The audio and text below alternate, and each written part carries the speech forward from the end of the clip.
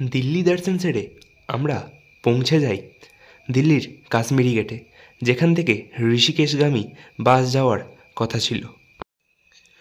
দিল্লি শহর কতটা বিপজ্জনক সেটা আমরা প্রত্যক্ষ করেছিলাম। কয়েকজন গ্রুপের লোক ছিনতাই করার জন্য দাঁড়িয়েছিল, যদিও সাবধানতা অবলম্বন করার জন্য তারা কিছু করতে পারেনি।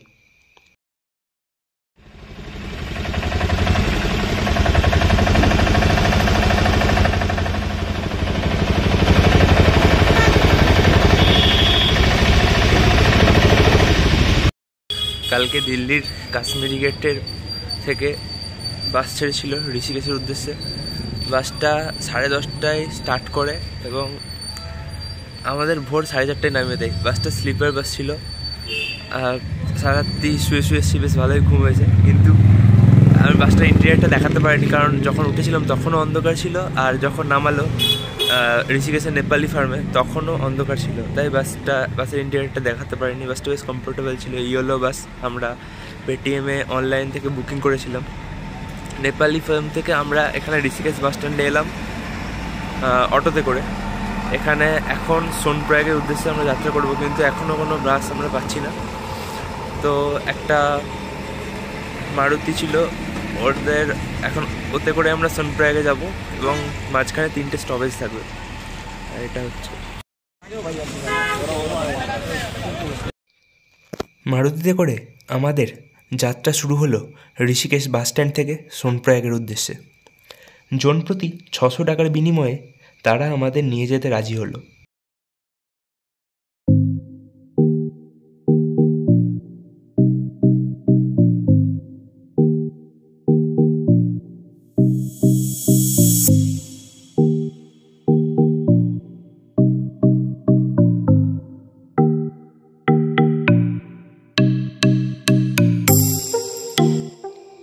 যাত্রা চলাকালীন উত্তরাখণ্ডের লোকাল ড্রাইভার তাদের উত্তরাখণ্ডের লোকাল ভাষায় বিভিন্ন গান চালাচ্ছিল।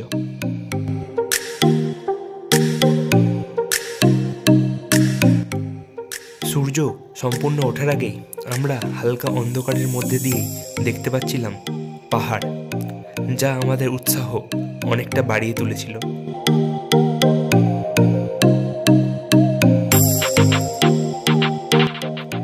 গাড়ি যাত্রা যে খুব আরামদায়ক ছিল তা কিন্তু মোটেও বলা যায় না।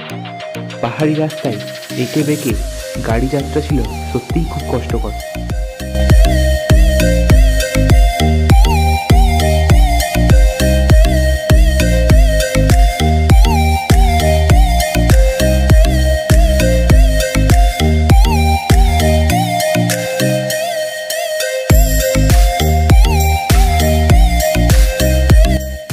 সোনপ্রয়াগ যাওয়ার পথে আমাদের প্রথম স্টপেজ ছিল 3 ধারা।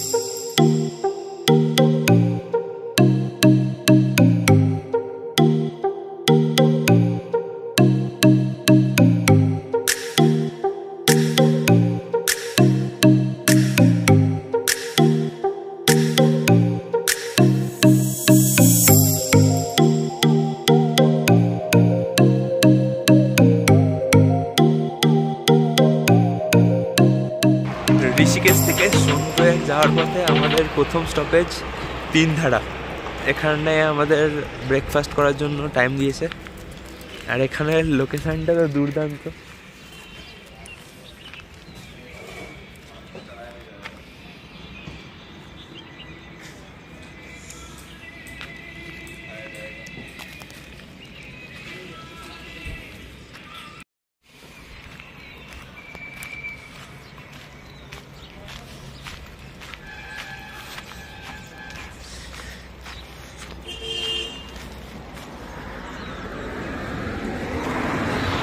নিচে অনেক বড় খাই, এটাই গঙ্গা।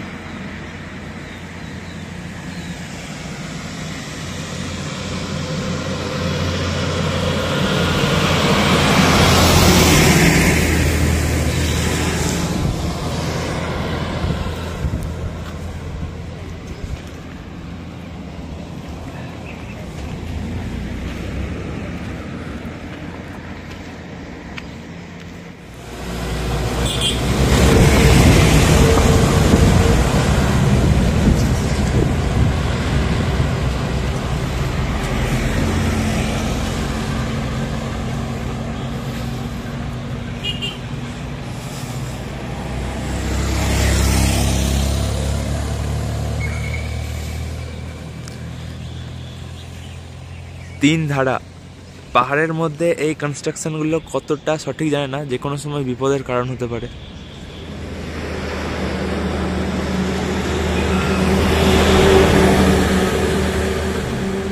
এই যে ধাবাটা আছে এর বাইরে থেকে ভিউটা আরো সুন্দর লাগে। আর এগুলো মেনু হিন্দিতে লেখা আছে।